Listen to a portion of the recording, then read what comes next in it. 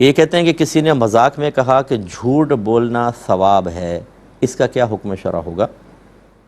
دیکھیں، ہمارا مشورہ ہوگا احتیاطاً وہ تجدید ایمان، تجدید نکاح کریں،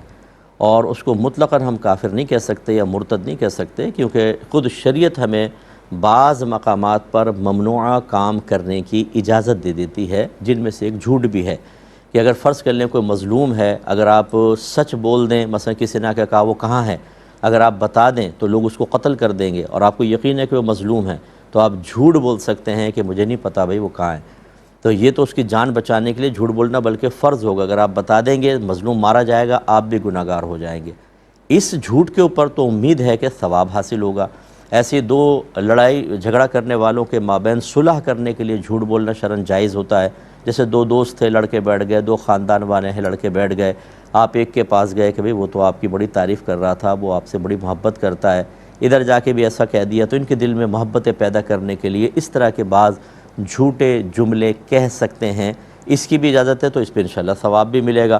تو کیونکہ اس میں ایک تعویل ہو سکتی ہے، اس لیے صریح کفر تو نہیں کہلائے گا، لیکن یہ ضرور ہے کہ چونکہ مذاق میں کہا، اور ہمارے غالب گمان کے مطابق اتنی تفصیل ایک عام آدمی کو معلوم بھی نہیں ہوتی، اسے صرف جھوٹ کا ایک ہی پہلو پتہ ہے، جھوٹ بولنا حرام ہے، لالچ بری بلا ہے، غصہ حرام ہے، غیبت کرنا گناہ کبیرہ ہے، حالانکہ ان سب میں جوازی صورتیں بھی بنتی ہیں، بدگمانی حرام ہے، حالانکہ بعض بدگمانیاں تو واجب ہوتی ہیں۔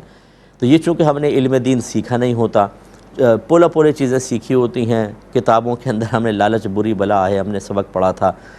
5ویں کے اندر، تو وہ چیزیں پڑھ کر اس کا کسی بھی چیز کا ایک یا دو پہلو اپنے ذہن میں بٹھائے ہوتے ہیں، اور اس کے بعد ہم سمجھتے ہیں ہم اس کے بارے میں علم ہے، کاش ہم اس کے اور مختلف پہلو بھی دیکھتے، تو آپ یہ دیکھیں گے کہ شریعت ہمیں ان معاملات کے اندر بڑی وسعت دیتی ہے، اور